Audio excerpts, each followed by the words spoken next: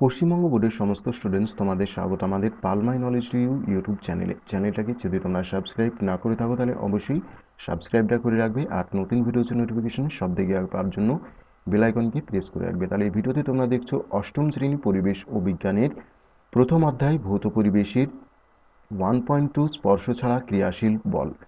এখানে আমরা অতি সংক্ষিপ্ত প্রশ্নোত্তরের দ্বিতীয় ভাগটি আমরা দেখব। আগের ভিডিওতে আমরা 1 থেকে 26টি প্রশ্ন আমরা দেখেছিলাম, এরপরে আমরা এর আগের প্রশ্নগুলি দেখব।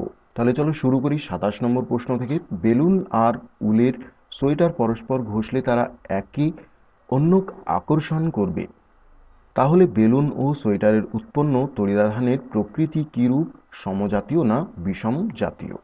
উত্তর হচ্ছে বেলুন ও সোয়েটার পরস্পর ঘষলে তারা একে অপরকে আকর্ষণ করে, তাই উৎপন্ন তড়িদাধান বিষম প্রকৃতির।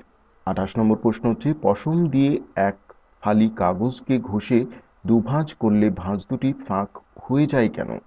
উত্তর হচ্ছে ভাঁজ দুটিতে সমজাতীয় আধান থাকায় তারা পরস্পরকে বিকর্ষণ করে, তাই ভাঁজ দুটি পরস্পর থেকে সরে গিয়ে ফাঁক সৃষ্টি করে।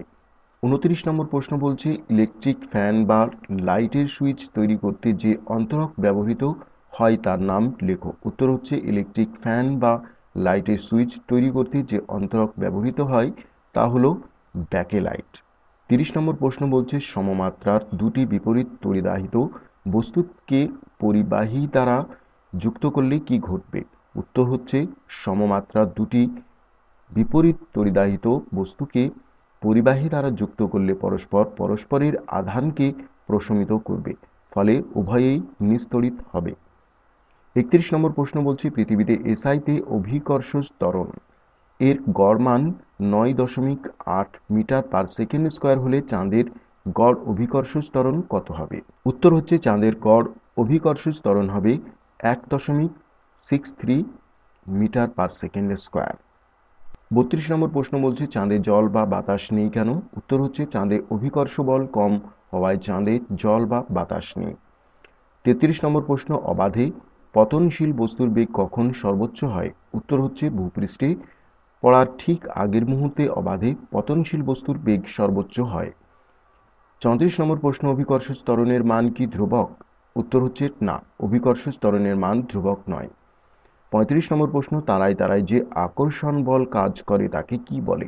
উত্তর হচ্ছে তারায় তারায় যে আকর্ষণ বল কাজ করে তাকে মহাকর্ষক বলে। 36 নম্বর প্রশ্ন হচ্ছে মহাকর্ষ বল কাকে বলে? উত্তর হচ্ছে এই বিশ্বের যে কোনো দুটি বস্তুকণায় তাদের সংযোজক সরলরেখা বরাবর একে অন্যকে আকর্ষণ করে, এই আকর্ষণ বলকেই মহাকর্ষ বল বলে। 37 নম্বর প্রশ্ন হচ্ছে রেশমকে অ্যাবোনাইট দ্বারা ঘর্ষণ করলে অ্যাবোনাইটে কি ধরনের আধান উৎপন্ন হয়? উত্তর হচ্ছে রেশমকে অ্যাবোনাইট দ্বারা ঘর্ষণ করলে অ্যাবোনাইটে ঋণাত্মক আধান উৎপন্ন হবে। 38 নম্বর প্রশ্ন হচ্ছে তড়িৎ আধানের নামকরণ কে করেছিলেন? উত্তর হচ্ছে তড়িৎ আধানের নামকরণ করেছিলেন বিজ্ঞানী বেঞ্জামিন ফ্রাঙ্কলিন। 39 নম্বর প্রশ্ন হচ্ছে দুটি বস্তুর মধ্যে দূরত্ব দ্বিগুণ হলে মহাকর্ষ বল আগের কত গুণ হবে?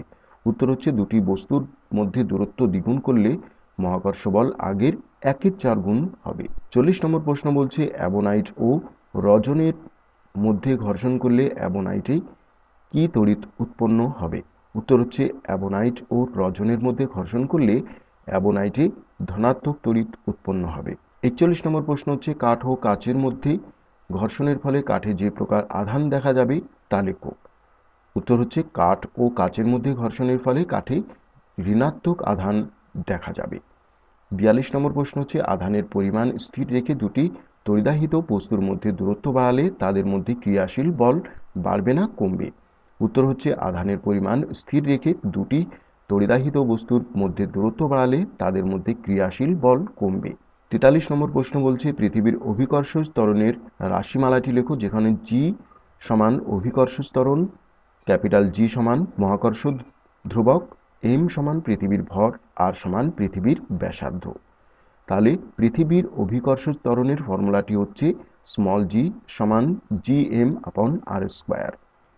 44 নম্বর প্রশ্ন নিউটনের মহাকর্ষ সূত্র F = m1 m2 আপন আর স্কোয়ার ইন্টু জি এ জি কি?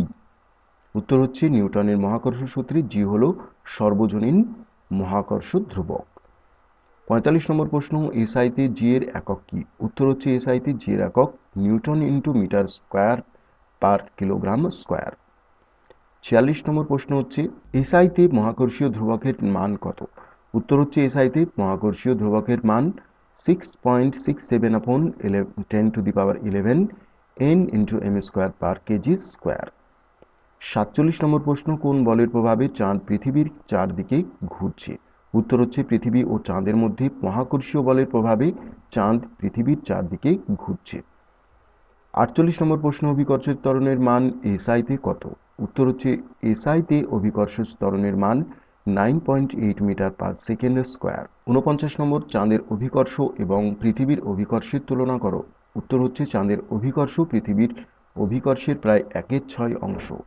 50 নম্বর প্রশ্ন, দুটি বিন্দু বস্তুর ক্ষেত্রে মহাকর্ষ সূত্র প্রযোজ্য, তবে বড় আকারের বস্তুর ক্ষেত্রে মহাকর্ষ সূত্র কিভাবে প্রয়োগ করা যাবে? উত্তর হচ্ছে দুটি বড় আকারের বস্তুর ক্ষেত্রে তাদের কেন্দ্রবিন্দু সংযোজক সরলরেখা অর্থাৎ তাদের মধ্যেকার দূরত্ব তাদের ব্যাসের তুলনায় অনেক বেশি হয়, তাই ওই বস্তু দুটিকেও বিন্দু বস্তু হিসেবে মহাকর্ষ সূত্র প্রয়োগ করা হয়।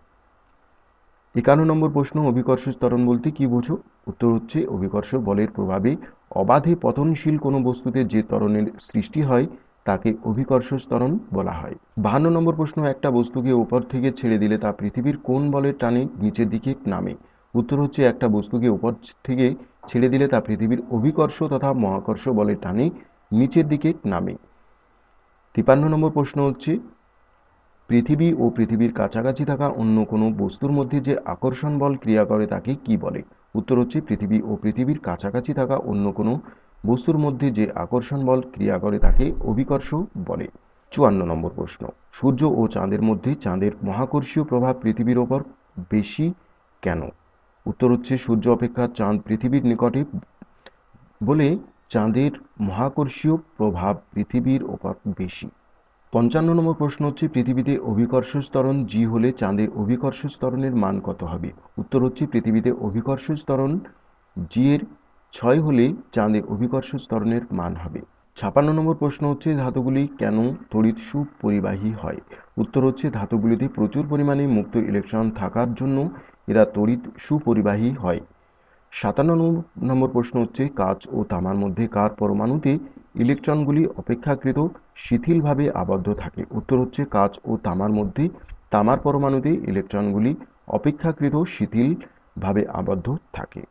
তাহলে এখানে তোমরা দেখলে অতি সংক্ষিপ্ত প্রশ্নোত্তরের দ্বিতীয় পার্ট 27 থেকে 57 নম্বর প্রশ্ন পর্যন্ত। আশা করি প্রশ্ন ও উত্তরগুলি তোমাদের ভালো লেগেছে। ভিডিওটি যদি তোমাদের ভালো লেগে থাকে তাহলে ভিডিওটিকে লাইক কমেন্ট ও শেয়ার করো। তাহলে দেখা হবে পরবর্তী ভিডিওতে। ধন্যবাদ।